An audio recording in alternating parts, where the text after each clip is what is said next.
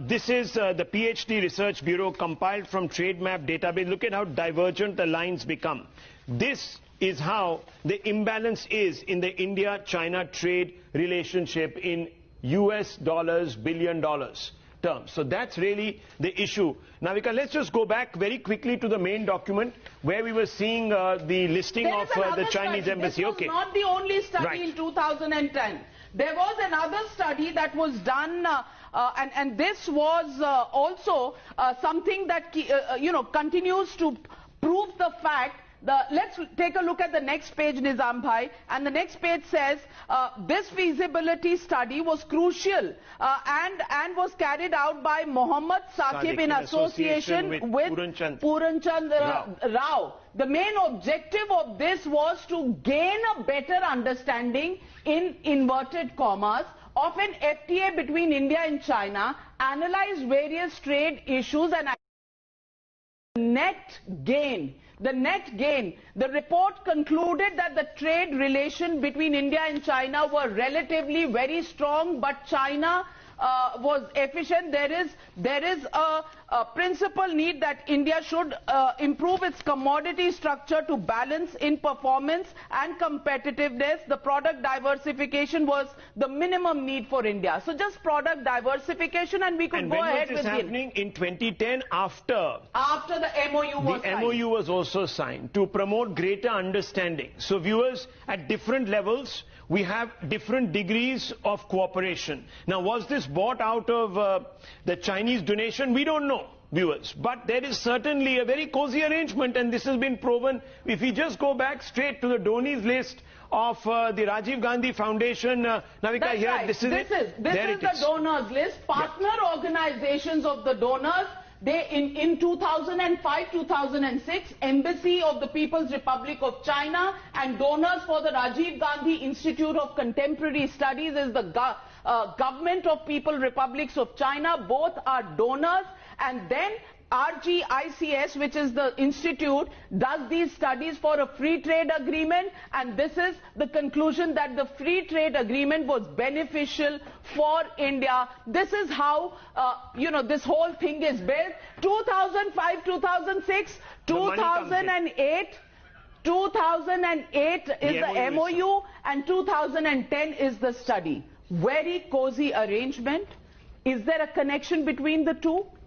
Is there? Well, the Congress should come out and explain. It needs to, and here it is. This is what it does. Has received a grant of US dollars $300,000 from the government of China. Now that's a lot of money, viewers. That's about, at least in those terms, more than or around 20 crores. Would it not be? Yes. It would be around 20 crores. My maths is very pathetic, so please do correct me if I've got it wrong. Even if the dollar was at the rate of about 50 rupees, yes. It was 15 crores. 15 crores. No. This is 1 year data. This is 1 year data. Okay. Yeah, 2007-2008 is about 15 crores, so 3 lakhs. And what is written here, it was decided that efforts should be made to build a corpus of US dollars 1 million by seeking financial assistance from the government of India and industry. So they were trying to put together a linkage here, make a good amount of money, and therefore I think that number, I'm being told by Hector, is not exactly the amount that I've put it at. 100,000 US dollars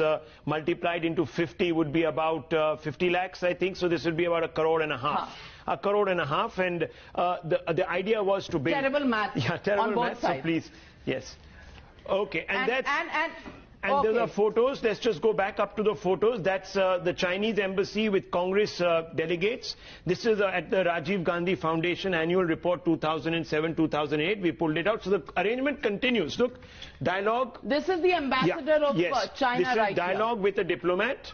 And there you can see the RGIS is the Rajiv Gandhi Foundation is hosting the Chinese ambassador for this big conversation. So there seems to be a lot of to and fro. Now this is understandable, viewers. No one is saying that, look, you can't have a conversation between a government and a political party. But when it comes to money, then things become a little difficult, because your government was also ruling the country, and there's always a question of the possibility of a quid pro quo. We are not saying a conflict of interest. We are not saying that it might have been, but it points to something. But look at this. 2005 donor, 2007, 2008, again, there is money that is exchanging. 2008, there is an MOU. Yes. MOU details nobody in this country knows. And you've got a good established rapport with the Chinese. This is 2007 and 8, so this would have been the And 2008, August, Absolutely. the MOU is signed. Absolutely. And then 2010, the studies are conducted. MOU in November of 2008. No, August 7th. Okay, August 7th, 7th. 2008, and it just shows how,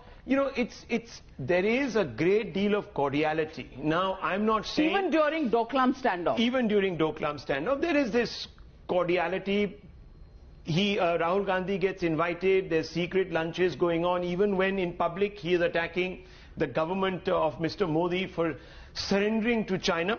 This is the backstory. Now, we are not leading you to any conclusions. We are only bringing out certain facts. And when money is involved, Navika, it does become... Questions need to be asked. And the reason we are asking these questions, Rahul, are because the MOU, according to our sources, is such a closely held document that even members of the CWC, the highest decision-making body of the Congress party, even members of the CWC, haven't seen the MOU.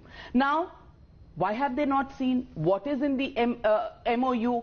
These are questions this country needs to know, simply because there is a link of donorship, there is a link of regular meetings, there is a link of sponsoring India-China studies.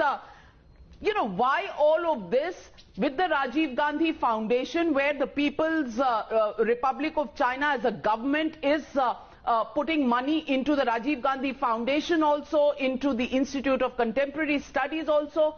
All of this raises very curious questions. What is very interesting is that money was going to be taken from industry. Money is going to be taken from the People's Republic of China to form a corpus. To do what? To further the understanding. We had just put that out. If we can go back to that document, to further the understanding between the peoples of India and China. A very noble cause is being espoused, but then you have a document that seems to suggest that we should go for a FTA arrangement with the Chinese, which subsequently we know was actually loaded against us. Now, which government would have done that? We can look at the graphics of how the trade gap is widening between the two countries, and it's something today we are doing, because actually, if we want to punish China economically, we are unable to do so simply because China is part of our supply chains in such a huge manner that disengagement at this level is turning out to be a huge headache for India. Absolutely, an absolute nightmare. It will lead to great disruptions